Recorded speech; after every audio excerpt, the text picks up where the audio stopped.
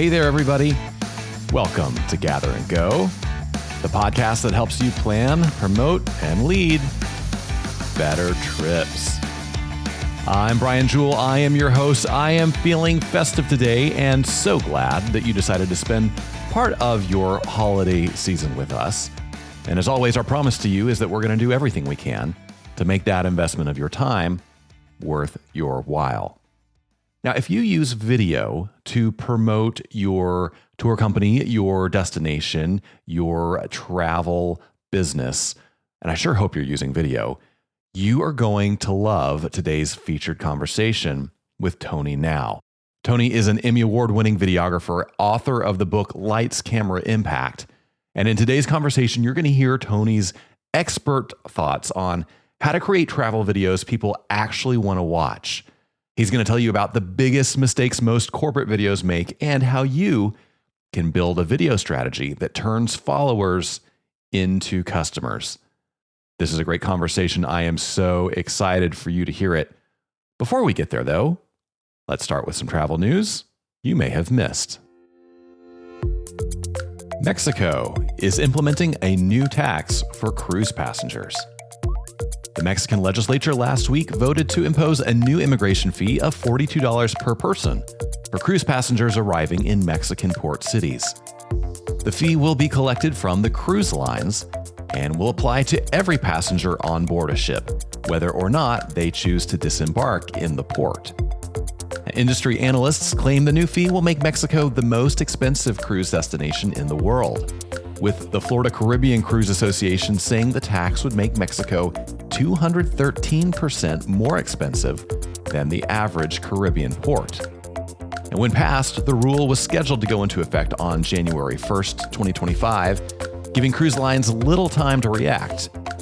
After feedback from the cruise industry, however, the Mexican government announced it would delay implementation until July 1st. Over 10 million passengers are booked to cruise in Mexico in 2025. Some opponents of the new measure believe that cruise lines will cancel their scheduled calls on Mexican ports to avoid the unexpected expense, and that the fee could have a long-term negative impact on cruises to Mexico. Well, now it's time for the road tip segment of our show. This is the part of every episode where we dig into our bag of travel knowledge from decades on the road and bring you tips to make your next trip less stressful and more successful. Now, if you are traveling with groups during this time of year, there is a good chance that you are on a holiday-themed trip. Yeah, that's right. Holiday-themed trips, Christmas trips, New Year's parade trips. Those are an important and pretty popular part of the group travel landscape. And if you're taking groups out during December, one of the things you can do to make those trips really special is to lean in to the holiday spirit. That's right. I'm talking about holiday spirit overload. After all, people are coming on your trip in what is normally a busy time of year, which must mean that they really want to have that Christmas experience. Now, one of the people I know who is the very best in the world at delivering that holiday spirit experience on a group tour is Ashley Runyon. Ashley is a longtime bank travel planner. She's now a tour operator, and she's also a columnist for our magazine, Select Traveler. And she has a knack for putting together amazing holiday experiences for her travelers. She wrote a whole column for us on this very topic last year. And I want to share some of her top tips for taking Christmas trips to the next level. First thing Ashley says is she loves to start the trip with a cheerful greeting. From the very moment people join the group, whether it's at a pickup point in your local city or destination, whether it's a hotel that everyone arrives at to begin the tour, she wants them to be met with Christmas spirit. So for her, that means things like Christmas music, Christmas drinks, cookies, hot chocolate, that sort of thing at the meeting place just to set the tone for the trip. Next, Ashley says she loves to give lots and lots of gifts during a trip. She calls it gifts galore. And what she means by that are small, fun little treats and trinkets given out to passengers frequently throughout the trip. Now, you can Certainly make those gifts prizes or something for a game you might play, but even better would be to give those gifts out to everyone as you go. Ashley mentions having little gifts waiting for people on the coach when they board in the morning from their hotel, maybe when they come out from an attraction or a museum or something you've just visited. And she says it's even better if those gifts are somehow a little hint to the next place they may visit. Another thing she really loves are hotel surprises. She will often, during a holiday tour, arrange to have something like milk and cookies delivered to people's hotel rooms, maybe waiting for them in their rooms when they get back to the room at the end of the day. And yes, there is some expense here, but if you have some budget to play with, what an extra nice touch to make people feel like you are really thinking about them, not just when they are on the motor coach or in an attraction with you. You're even adding some Christmas sparkle to their in-room hotel experience. And finally, Ashley encourages travel planners to incorporate some holiday entertainment into the trip. Now, that could be a full-fledged Christmas music show or concert, but it could also be something simple, like having a singer or an instrumentalist perform some Christmas classics at a restaurant or something like that while your group is eating dinner. Now, Ashley had a lot more to say on this topic, and you want to read the whole column. I'm going to link to the entire article in the show notes for this episode. And courtesy of Select Traveler and Ashley Runyon, that is your road tip of the week. Well, now before we move on, I want to take a minute to share just a little bit of news from us. Now, if you have been a listener for a while, you may have heard me talk about our on-site familiarization tour program. This is a program where we partner with some really amazing destinations in the US and sometimes around the world to create opportunities for travel planners like you to visit in person, see what that destination is all about, and begin putting together a fantastic group tour itinerary for your own customers. Well, we have some great fam trips lined up for 2025. Now, I've already told you about a trip to Louisiana's capital city region that's happening in March.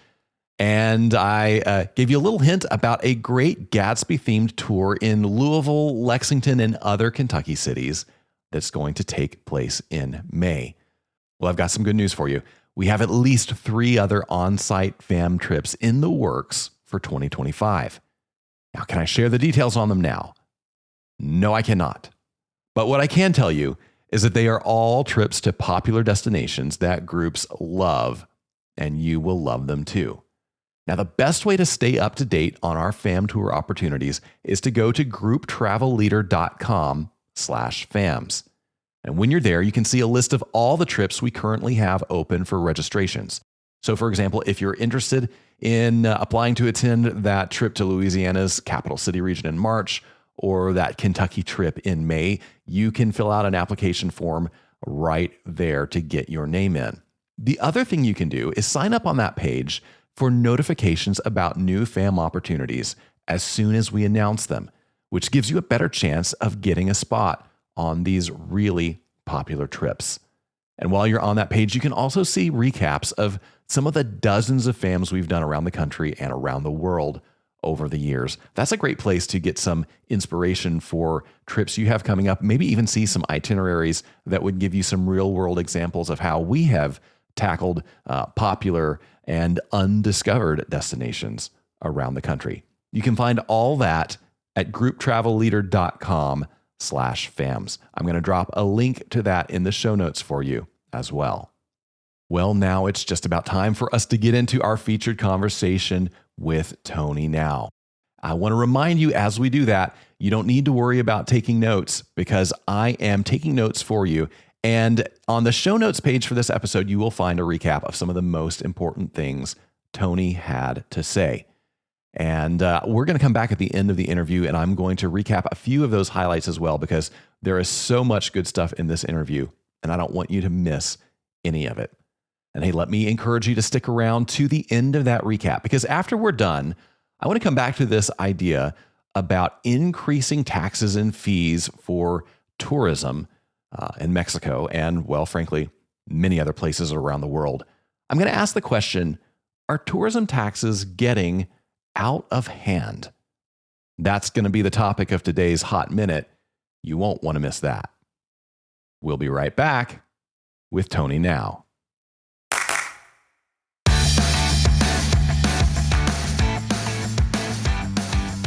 All right, everybody. My guest today is a former broadcast journalist who has won numerous Emmy and Associated Press awards. After leaving the news industry, he founded T60 Productions, an agency that creates memorable corporate videos for companies around the country. He frequently speaks on storytelling and video communications at events such as Content Marketing World. And his book, Lights, Camera, Impact, Storytelling, Branding, and Production Tips for Engaging Corporate Videos, is an Amazon #1 bestseller. Tony Gnau, welcome to the podcast. Thank you very much for having me. I appreciate being here, Brian. I am so happy to have you here. And I want to ask you from the very jump, why is so much corporate video so bad? Why is it so bad? Well, first and foremost, it's a creative endeavor, and not all creative, things end up being equal. Some people are better at it than others. Yeah.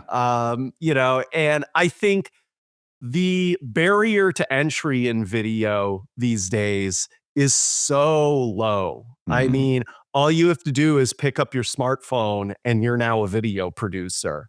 Yeah. So you have all sorts of, people that have absolutely no video experience or storytelling experience that are giving it a go. And believe it or not, I'm all for that. I think that's a fantastic thing. That excites me. I'm glad that people love video and want to do it.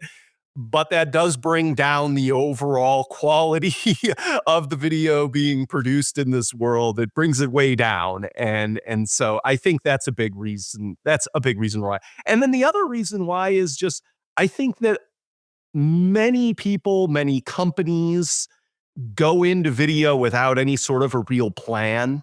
One of the things I've been talking about lately in my presentations is that, I understand how most videos come about at a company. Somebody raises their hand and says, let's do a video. And everybody's like, yeah, let's do a video. But then nobody really has a plan for how to execute that video. Maybe somebody has a really good creative idea for a video, which is awesome. I'm a creative. I love creative ideas. But a creative idea is not a plan. It's not a strategy. And so because so many companies go into it without any sort of a strategy, videos don't turn out very well. And so I think those are probably the two biggest reasons why. It's amazing. I think a lot of people say, well, I know the video that I get with my smartphone isn't that good. So let's put some budget dollars behind this endeavor. I've seen some very high budget corporate videos, especially in the travel space, that still aren't all that great. So what is the broken link where, people are sometimes dropping a lot of money and still their videos fail to make that impact? I think part of it is the plan aspect of things. And the plan encompasses a lot. I mean, it encompasses hiring that video production company that you're talking about, but it also involves, things from, the person, whoever that person is who hires that video production company. I mean, I know in a lot of cases, they just want to be like, okay, it's your responsibility now, you go do the video. But that person still needs to take some ownership of it and help with that plan in a lot of respects.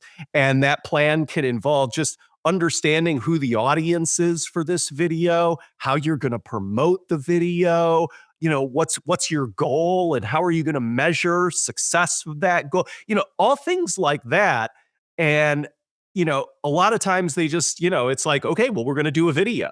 And the video itself becomes the plan. The video itself becomes the strategy. They think once they've got that video file, then it's like job done.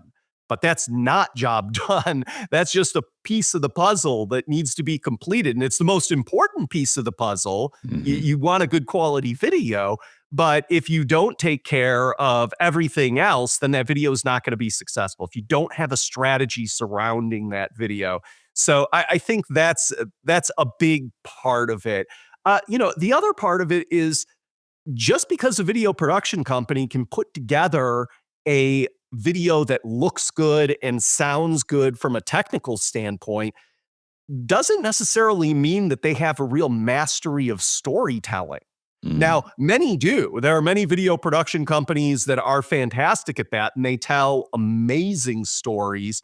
And, if you were hiring somebody and you don't want to do any of the storytelling, you could absolutely find a production company that's going to be able to, fill that bill for you and do it well.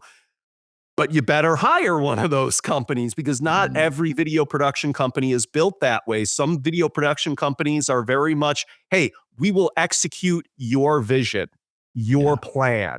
But they are there as technical experts Mm. of, being able to make and have that video look and sound as technically good as it can. And they do an amazing job at that. But that doesn't necessarily mean you're going to end up with a great video. You'll end up with a video that looks great and sounds great, but Yeah. that's not everything you need to make a great video. So there's sometimes a little disconnect there. Yeah, absolutely. I want to talk about both ends of the spectrum: the DIY, video shot, and the working with an agency shot. Before we get there, Yeah. though, I would love for you to sort of set the stage of how you have seen video communications evolve from your days when you're a full-time broadcast journalist to Mhm. what we're looking at in 2024. What has happened from your point of view? How has your career tracked that, and where are we today? I mean, it's night and day. In the early 2000s, if you wanted to buy a decent video camera, you're going to put down 10 grand. You're going Gee. to put down 15, 20 grand. If you wanted to buy your own camera and like produce your own videos, now again, it's pick up your phone. This phone, the phone that you have in your pocket, is 10 times the video cameras that we were using in 2003. The technology has gotten so much better and so much more accessible, so that, if you don't have any sort of a budget at all, but you have a little bit of know-how and you're willing to learn, you can produce your own videos at very little or no cost. Yeah. So, I mean, it's just night and day from where we were, 20 years ago. Yeah. So let's talk about that person with no budget, but a great Yeah. phone in their pocket. Our listeners are tour operators, they're travel planners, they're travel agents. A lot of the video that they are shooting is on location. They're going out on a trip, and they want to capture video to be able to show their potential clients, here's what you're going to experience if you come on the trip, or to feed their social channels, that sort of thing. Um, what are some best practices for those people in terms of, number one, capturing that footage and making it as good as it can look on the fly, and then figuring out what to do with it once they are back home? Well, let's start with the first thing, and that's capturing it. I've already mentioned the camera that you have in your pocket is a fantastic video camera. It really is. And so, learning how to use that video camera is something that every single one of us can do. Now, Mm. some of us will be able to do it better than others. Some of us have a better eye for things than others. But from just a pure technical standpoint, that camera you have in your pocket is fantastic. If you go out and buy any other camera above and beyond that, I mean, that's amazing. That's even better. But if all you have is that phone in your pocket, you've got a great video camera to use. Now, the audio stinks. Mm. The only way the audio is any good on that camera is if you are in an enclosed room and it's quiet, there isn't an echo, then it's okay, Yeah. but the situations that you're talking about, you're out in the field somewhere, you're leading a tour group, you're in a travel environment, the sound on those cameras stinks. You can buy even just a $15, $20 microphone that you can attach to your cell phone that will improve the audio quality of it, Mm. you know, easily double the quality of the audio. But the more you spend on a microphone, typically the better sound you get back. So there is a correlation there. But even a $20 microphone that you plug into your smartphone is better than the audio that's in there. So why is that important? If you are creating an amateur video, the number one way to distinguish an amateur video from a professional video isn't the video itself at all. It's the audio It's Mm, the audio quality. A pro video person like myself is always going to have professional audio capabilities, and you can hear the difference. yeah. So the best way to improve your video quality, your DIY video quality, is to actually improve the audio. So that's always my number one recommendation is do something, get some sort of a microphone, even if it's just something you plug into your smartphone. It's going to make it better. It's going to improve the quality of your videos. Now, the next part of it is just really taking some ownership of that video responsibility and saying, I want to learn a little bit about how to make better videos. And a lot of that, has to do with lighting, Mm, understanding what, if you're outdoors and you're in the middle of, a tour or something like that, where's the sun? mm, Where is my lighting source? If we're in a building, where are the lights in the room? You always want to put light into the faces of people. So it's understanding things like that. There are all sorts of fantastic resources for people to learn online how to shoot better videos, free resources. Jump on YouTube and look for videos like that can teach you. And the more you learn and most importantly, the more you practice, the mm. better you'll get. I promise you, and Yeah. there is no substitute for practice. I've been doing this for 30 years. I can do it in my sleep, but I can guarantee you, if you go back to the mid 90s when I first started shooting video and looked at the stuff that I was shooting now compared to now, it's completely different. So you have to learn. Experience matters, and the more practice you get, the more experienced you're going to get. The more experience you get, the better you're going to shoot video. Yeah. I wonder if you would put on that chief storytelling officer hat for a minute and sort of think through what are some great ways for people to tell stories in travel videos, especially if they're shooting for that 60-second Instagram reel or that TikTok where you don't have the luxury of time and background music and fancy edits and stuff. How do you tell a story about a trip you're on in short form video? Well, the first thing, and it's interesting because, the way you frame that question, how do they tell the stories they want to tell? Mm, I would say that's a mistake. mm, You want to tell the stories your audience wants to see or your mm, audience wants to hear. It's not about you.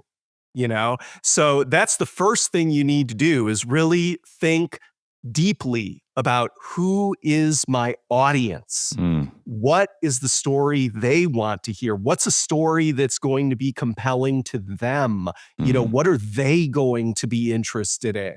Because I can tell you, sometimes those things are mutually exclusive. What you are really excited about compared to what your audience is really excited about are frequently two different things. Yeah. And so it's like a lot of creatives will bang their heads up against the wall. Why aren't people watching my videos? Why aren't they doing, why aren't they, watching this video or that video? Well, it's because they're not interested because you're producing videos for yourself. Mm, And that's not who you're really producing videos for. So, first and foremost, really think about your audience, who they are, what they like, what's going to be interesting to them. Now, let's go out and tell stories that are going to appeal to them. So yeah. that's the first thing. And then in terms of finding them, it's like really just opening your eyes, opening your ears, keeping them in mind as you're looking for stories. And now all of a sudden things will start to develop. If you're out and you're trying to tell some sort of travel story, even if it's just 60 seconds long, it's like now we're coming at it from a different mindset, and it's much easier to select the story and tell the story because you need to be thinking about that audience through the entire process while you shoot it, while you're thinking about the story that you're going to tell, while you're editing it. The whole thing is all focused on your audience.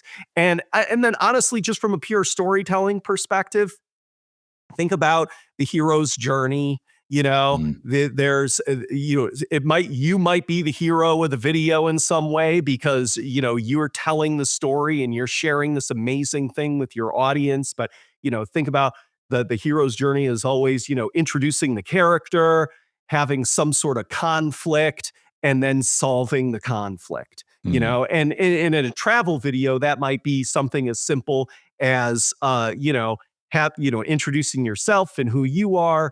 And I'm at whatever location that I'm at.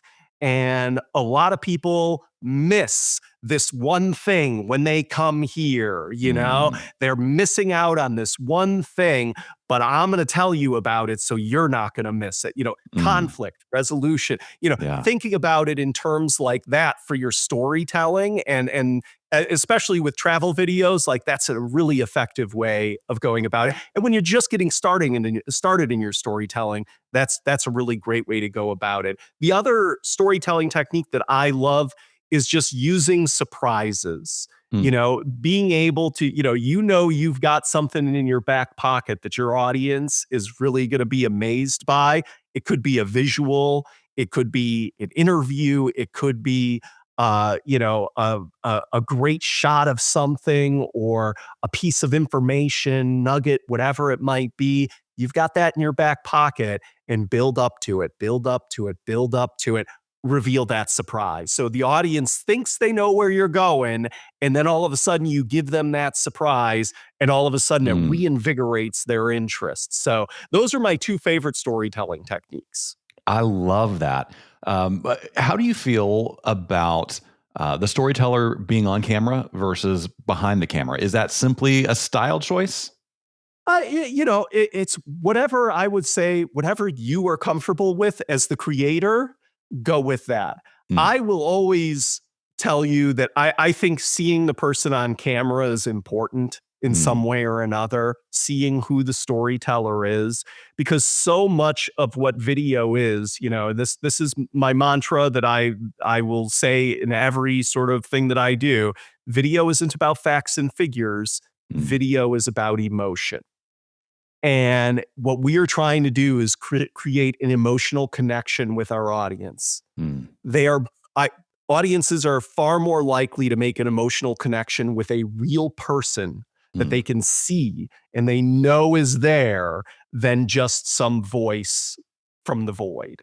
Yeah. And so I will always, if I have a choice, I will say, let's have that person on camera. But trust me, look, not everybody wants to be in video. Not everybody Yeah. wants to be on video and everything. And I would say, like so many people are reluctant to do video because they don't want to go on camera. So then they just don't do it at all. So if that's my option, either you're not going to do video at all, Mhm. or we could have you just come on as a voice. I'd rather just have you come on as a voice. Yeah. So that's why I say do what's comfortable for you. And I don't know, maybe after you voice some videos and you've been that voice from the void or voice from beyond or whatever, maybe all of a sudden you'll start to gain a little bit of confidence and maybe you will want to jump in front of the camera at some point. But I rather have you just be a voice than not do video at all. Yeah. I love that. Another maybe preference question, but it may not be preference. There may be more to it. I feel like guys like you and me who came up in the 90s were a little bit old school. We really like that landscape orientation video. It sort of feels like the millennials have won the debate, though, and everybody is shooting vertical. So what is the best way to go about shooting? If you know you've got to do some vertical video for those vertical formats, you may also want something for YouTube, Instagram, or your website. Do you need to do it twice? Once with your phone straight up and once with your phone to the side, or what should you do? I love how you said that. The millennials and Gen Z have won the debate. Have they won the debate? Let's talk about that just for a second. Okay, sure. I think they all go home and they watch Netflix every night or Max or Paramount Plus Yeah. or trust me, they're watching a lot of horizontal video. Okay. But I do agree with you. Look, if you would have talked to me 10 years ago, I would have hard and fast said you should be shooting horizontal videos. Video is horizontal. Mhm. That is not the case anymore. So many people watch videos on their phones that vertical format makes sense. But again, here's where we talk about having a plan and having a strategy and thinking about these things in advance. You need to be thinking about this in advance. Mm. This is like one of those things that you need to consider. And it comes back to who's your audience? Where are they watching my videos? that's the format that you need to give it to them in, you know? Mm. So and what type of video is it that we're producing? You know, if you're producing something that's meant for TikTok or as a, you know, as a reel or what, you know, or a short or whatever it might be, then you're probably going to want vertical video. Yeah. You know, so make sure to shoot it that way.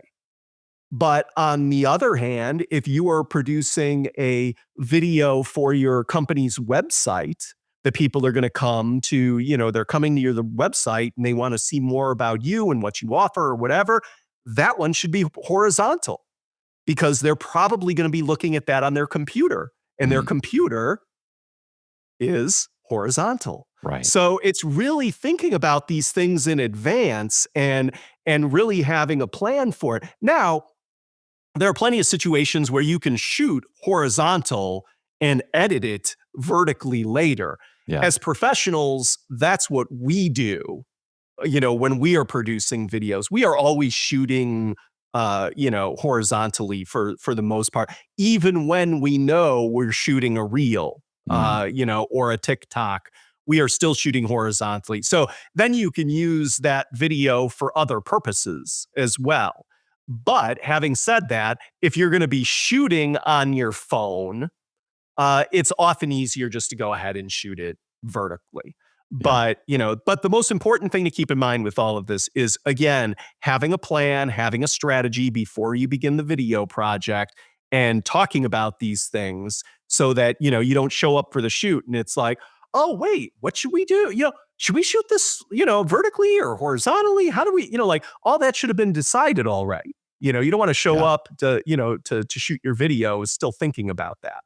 Yeah, absolutely. I love what you mentioned about, you know, maybe you want to do a video for your website. People are going to watch that on their computer. That is very insightful. Let's talk about that About Us video that people are going to Sure. want to put on their website. A tour company, a travel agency, or, you know, a destination. There's a whole range of size of organizations that are going to do that. You sit down to plan that video. Maybe you're going to use some stuff you've shot. Maybe you have some budget to bring some other people in.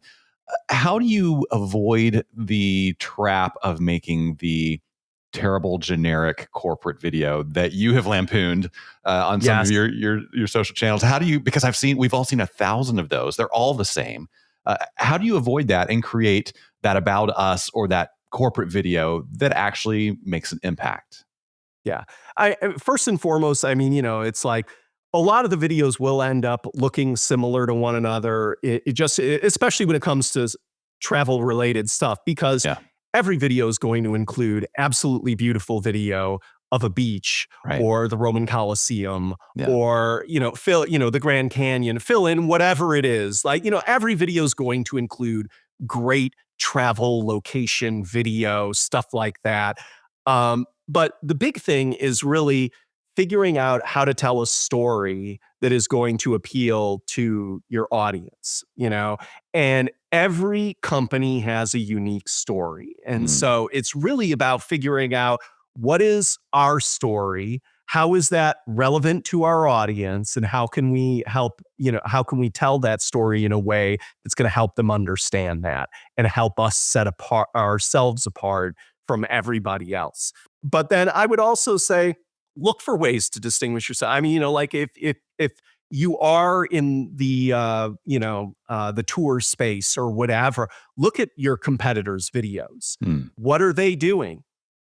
How can we do something differently? Just think, you know, it's like, well, Mm. we don't want to do what they're doing. Yeah. What's something better?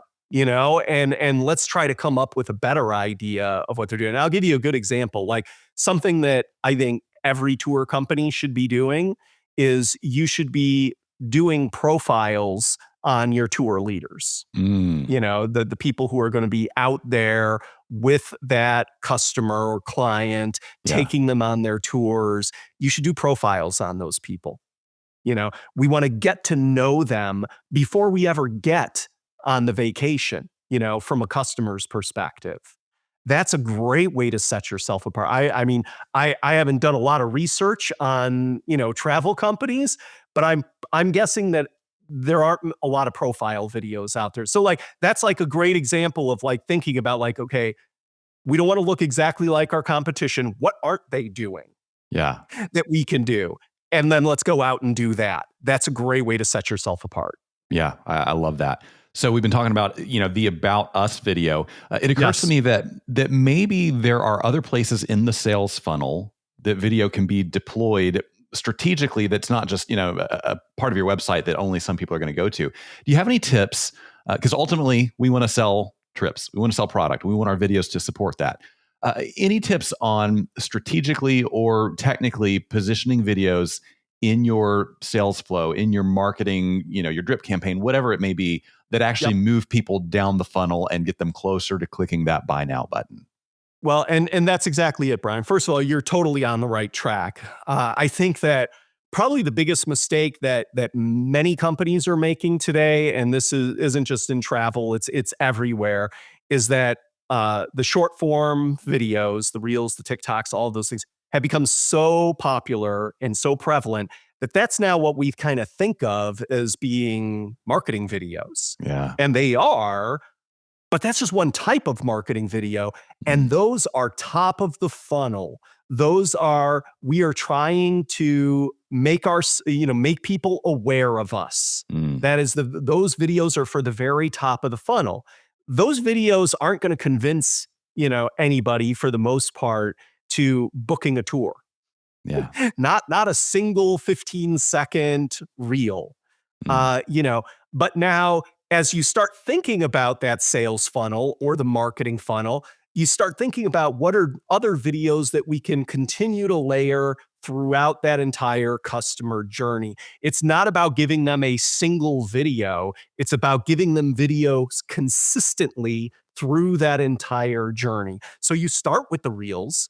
I'm not saying don't do them. You should be doing them, but that's just the top of the funnel. Now we get to the middle of the funnel. They're aware of us. Now they're considering us. They want to know more about us. So maybe that's where you go with the About Us video. It mm, goes in the middle of your funnel somewhere. Maybe you have videos that talk about your products or services that you're offering to people. Those are great middle of the funnel videos that you can be using. And then you get to the bottom of the funnel and you're trying to convert them into a customer. I don't know if there's anything better than a good testimonial video. mm. Somebody who has used your products or services, and now all of a sudden they give you a testimonial video telling everybody about how much the problem that they had, the problem that you ended up solving for them, and how much they love you for it. That is a great conversion video type of video. So it's like thinking about it in terms like that. And then, whatever that content is that you're currently using to try and convince somebody, maybe it's a sales call, maybe it's a sales email of some sort, that's the process that you're in. And you have that salesperson in their email give a link to a testimonial video. So it's like, how can we, not only have content that is fitting into each stage that we're going through, but figuring out ways to deliver it to people as well. Because they're not just going to find it on their own. Mm. We have to give it to them. We Yeah. have to promote our own videos. And when you do, people will watch them. Yeah. Oh, I love that.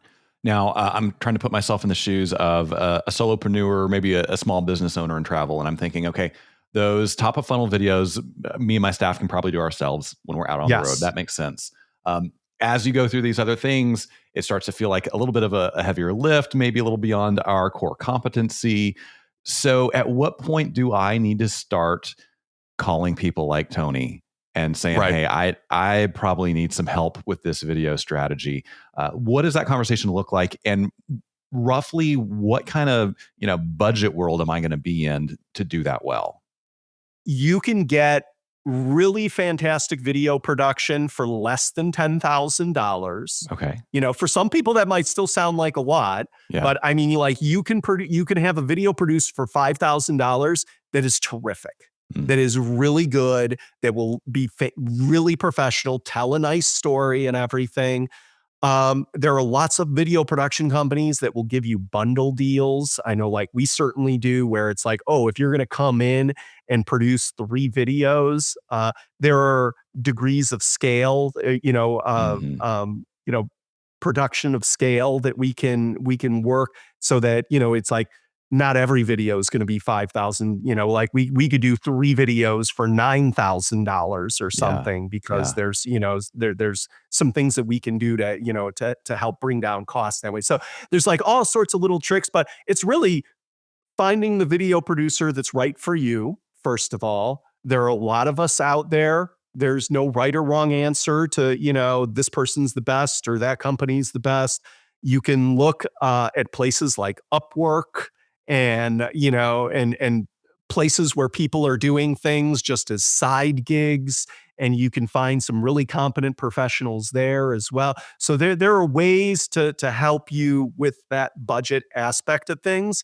But video, definitely, you are in the category of the more you're willing to pay, probably the better your video is going to end up. And that can be from just a pure production standpoint.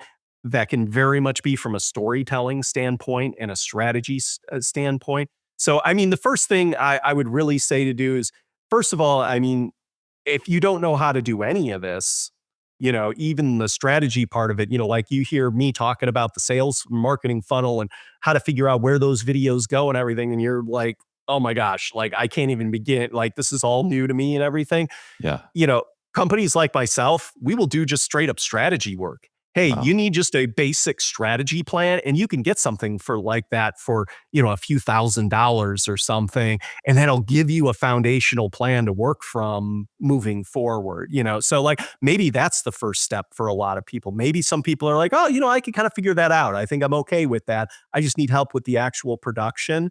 You can pay anywhere from $1,000 to $5,000 for a very basic video. It's not going to be the best video ever, but it's certainly going to be better than anything you can do. Mhm. You can pay $5,000 to $12,000 and get a video that is really good. I mean, like, you'd be like very happy with that video. And you can pay $12,000 and up, and you'll get an absolutely amazing video that is crazy. Yeah. Oh, that is all so helpful. I really appreciate it. Tony, what is the best place for people to learn more about you, follow you, or buy the book? Well, just me straight up. It's TonyGnau.com. TonyGnau. That's how you pronounce now, or how you spell now, GNAU. So TonyGnau.com. But then also, if anybody needs help with just straight up video work, T60productions.com. Excellent. We will link to all that in the show notes. Before we let you go, we have some questions we ask every guest, and these are just for Oh, fun. bring it on. All right, let's hear it. First of all, when you travel, do you book a window seat or an aisle seat? Aisle. If I need to lean out and get some space, I've got that aisle there to do it. Second question: what is one thing in your carry-on that you would never travel without? Here's something that I never travel without. It's a flexible twist tie thing that is, rubbery, and you can bend it and manipulate it, and it's meant for cords and Hmm. stuff, for wrapping up cords. I bring that, and I use that to hold my cell phone in front of me. You can hook it onto the tray table, close the tray Ah, table, and stick your phone on there, and that's now your phone stand for like watching movies or whatever. yeah, that's incredible. I have one in my backpack right now. I always take it with me as well, but I've never thought of hooking it, from the tray table latch Yeah, you just to hold fold it a my couple of phone. different ways and boom. Genius. I love that. All right, if you if you had a free airline pass and a week with nothing else to do, where would you head next? Boy, where would I head next? Um, I'd probably go to Barcelona, I Mm, guess. I've never yeah, been to Spain. Um, One of the Hawaiian Islands I haven't been to. yeah. I've only been to the Big Island, but maybe another one of them. So yeah, those would probably be my top two choices. If I wanted something more city and urban, I'd go to Barcelona. If I wanted to go to a beach and hike or whatever, I'd head to Hawaii. Yeah, I love it. All right, last question. What is one thing you have seen or done on the road that you wish you could go back and experience again with somebody you love? Well, that's hard because I'm thinking like, most of my vacations are with my family, and there are people Mm, that I do love already. So they've experienced a lot of the things that I have experienced. Um, that's a really good question. I'd say it would probably be, I went to London by myself. Mm, And I know, like, walking around there, my wife's been to London, but my daughter has not. And I was like, she would love this. So I think I would want to take my daughter to London. yeah, lovely. I hope it happens. Thank you, Tony, so much for joining us. The book is Lights, Camera, Impact, Storytelling, Branding, and Production Tips for Engaging Corporate Videos. Tony, thanks for being here. Brian, thank you for having me as a guest. I appreciate it.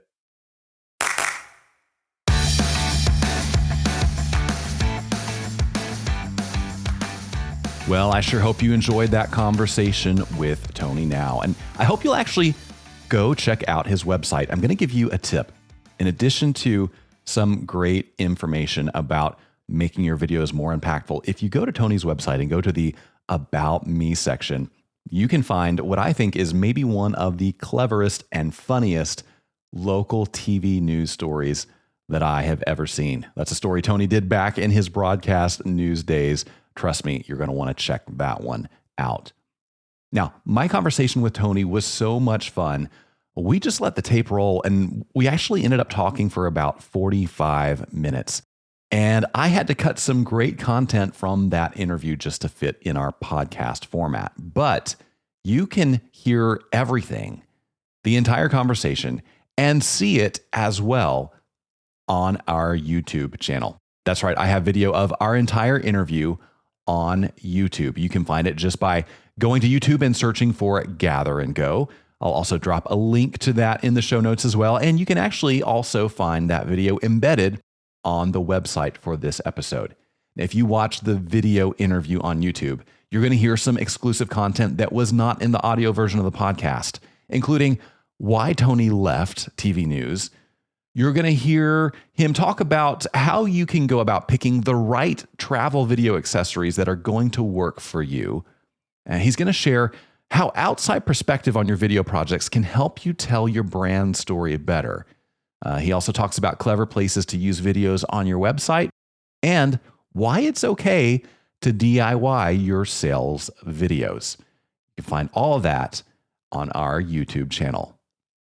Now, I want to hit a few highlights of the things that Tony had to say because there was so much good and helpful information in this interview for anybody who promotes and sells trips. I want to make sure you didn't miss some of these really important points. When Tony and I were talking about how you should go about capturing video on the road, Tony said, "The camera you have in your pocket is a fantastic video camera. Learning how to use that video camera is something every single one of us can do." He said, "Now the audio stinks. If you're out in the field somewhere leading a group tour, you're in a travel environment, the sound on those cameras stinks. You can buy even just a $15 to $20 microphone that you can attach to your cell phone that will easily double the quality of the audio. The more you spend on a microphone, the better sound you're going to get." He also said the number one way to distinguish amateur video from a professional video isn't the video itself at all. It's the audio. A pro video person is always going to have professional audio capabilities, and you can hear that difference. So the best way to improve your DIY video quality is to improve the audio.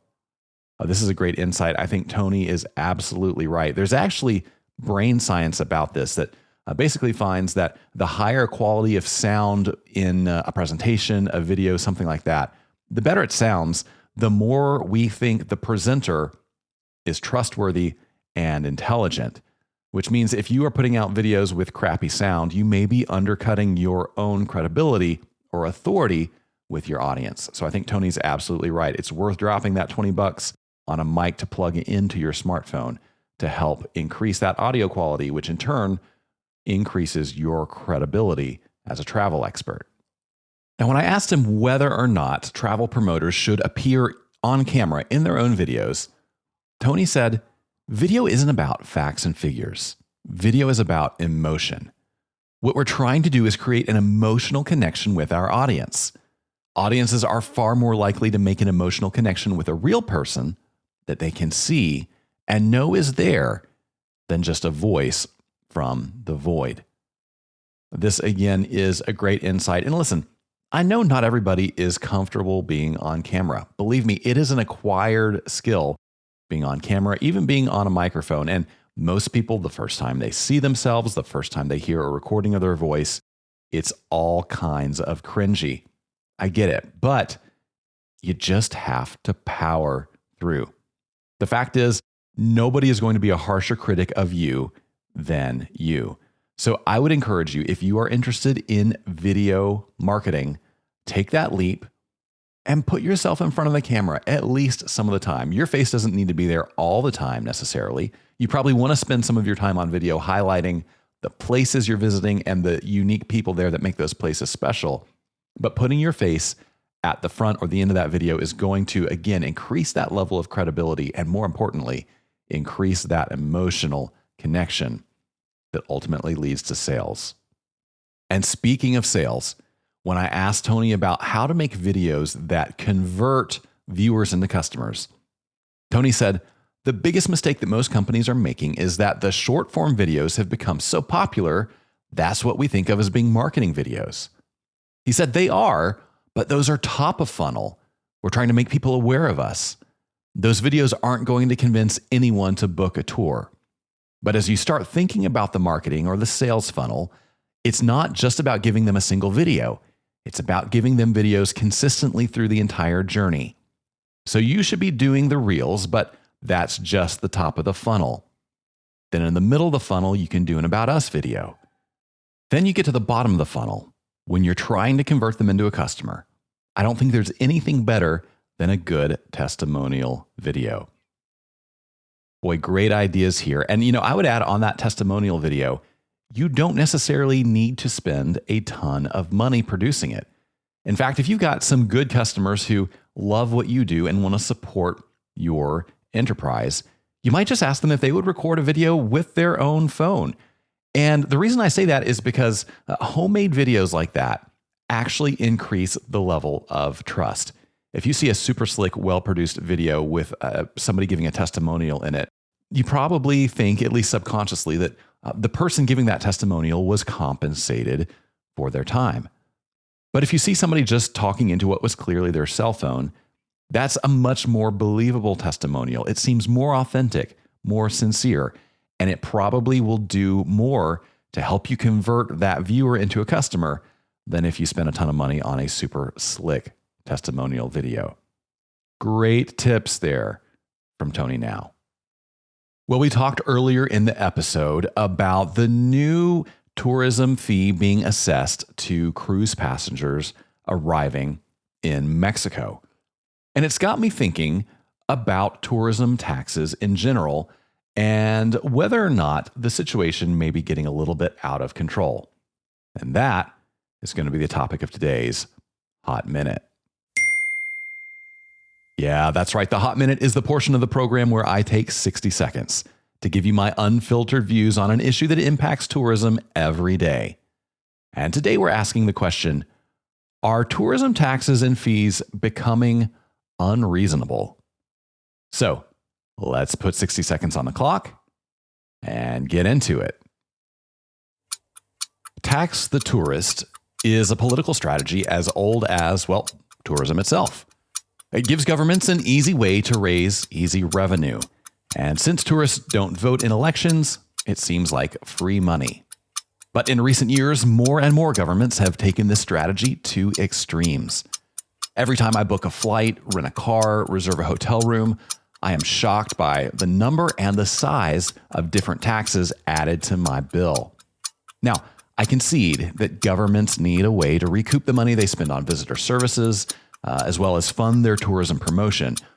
But the new taxes being put into place today go far beyond those purposes.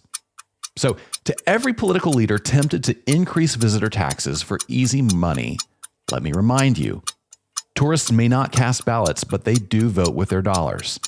And if you continue playing this game, sooner or later your visitors are going to call it quits.